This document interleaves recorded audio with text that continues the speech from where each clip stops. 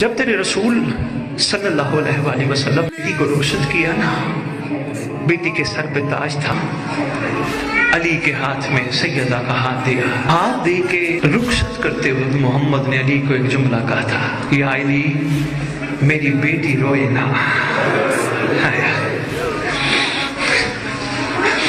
یوم بذت الرسول ملکۃ العرب سیدہ کائنات مخدوم عالمین ملکہ کونین، جتنے باضمیر تشریف فرما ہو اپنے اپنے ضمیر سے پوچھ کر اتنا بتا دو، کیا سیدہ روئی نہیں؟ نہ، محمد کی بیٹی نے تب سے رونا شروع کیا جب امت نے محمد کو ہائے ہائے، اتنا ہی کہہ سکتا ہوں، یہی روتے روتے آخر دنیا سے چلی گئی۔ کیا دنیا سے جانے کے بعد محمد کی بیٹی کا رونا بند ہو گیا؟ نہ، جہاں حسین کی مجلس ہو وہاں تشریف لے آتی ہے، ایک رومال لے کے آتی ہے ہر مجلس میں۔ ہر مومن مومنہ جو بھی حسین کے غم میں روتے ہیں ان کے آنسوؤں کو سیدہ اپنے رومال میں لیتی ہے۔ ہر مومن مومنہ، پڑھا میں نے کتابوں میں لکھا ہوا ہے، پوچھا گیا کہ شہزادی جب آنسو لے کے جاتی ہے تو جاتی کہاں ہے؟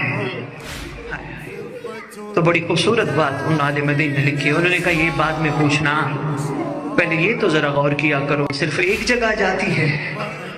نہیں، روح زمین پہ جہاں جہاں مظلوم حسین کی مجلس ہوتی ہے ہر مجلس میں جاتی ہے، ہر چوک میں جاتی ہے، ہر بازار مجلس میں جاتی ہے، ہر امام بارگاہ مجلس میں جاتی ہے۔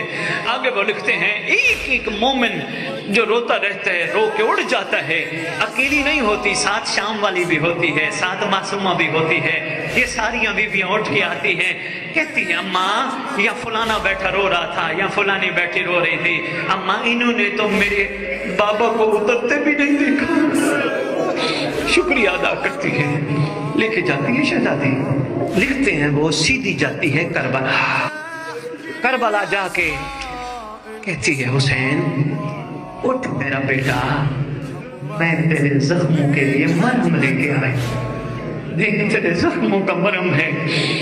اللہ اکبر، یہ وہ ہیں جنہوں نے اترتے بھی نہیں دیکھا، زخموں کا مرہم ہے تیرا امام۔ لکھتے ہیں حسین زخمی، پورا جسم زخمی، کوئی جسم میں جگہ ایسی نہیں جہاں زخم نہ ہو، کیونکہ امت نے جس کو کچھ نہیں ملا تھا ریت بھی پھینکی تھی۔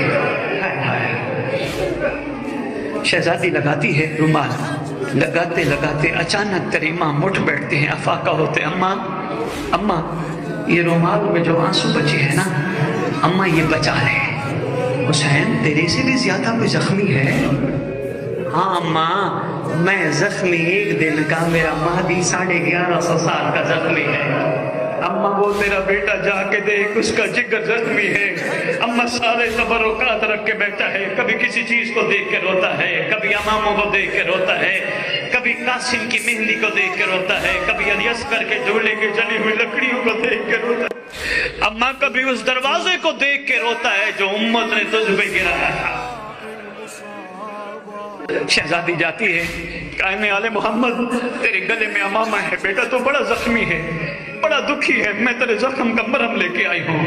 قائم مجھے بتا تو صحیح سب سے زیادہ کون سی چیز رلاتی ہے؟ سرکاروں کے کہتے ہیں اماں پہلے جب یہ مدینہ سے سفر شروع ہوا میں اس سفر کو اور اپنی شہزادیوں کے سوار ہونے کو روتا ہوں جو نانی کے مزار پہ بھی رات کو جاتی تھی، اللہ جانے وہ کیسے سفر کر بیٹھی ہوں گی، پھر میں سارے سفر کو روتا ہوں۔ اماں میں کربلا آنے والے شہزادیاں شہزادوں کے لمحے لمحے کو روتا ہوں، اماں میں علی اصغر کی شہادت کو روتا ہوں، اماں میں سارے شہیدوں کی شہادت کو روتا ہوں۔ اماں پھر مجھے رونا اس وقت زیادہ بڑھ جاتا ہے میرا رونا جب میں شہزادیوں کے بازار کو روتا ہوں، میں شہزادیوں کے اپنی دادیوں کے دربار کو روتا ہوں۔ جب کوئی پوچھتا تھا کوئی حکم ہے، ایک ہی بات کہتی تھی میری دادیاں، کچھ کر سکتے ہو تو راستہ بنا دو، ہم تھک بڑی گئی ہیں۔ بیٹا روتے روتے کیفیت صاحب و زمان کی کافی غیر ہونے لگتی ہے، قائم بیٹا کچھ اور بتا۔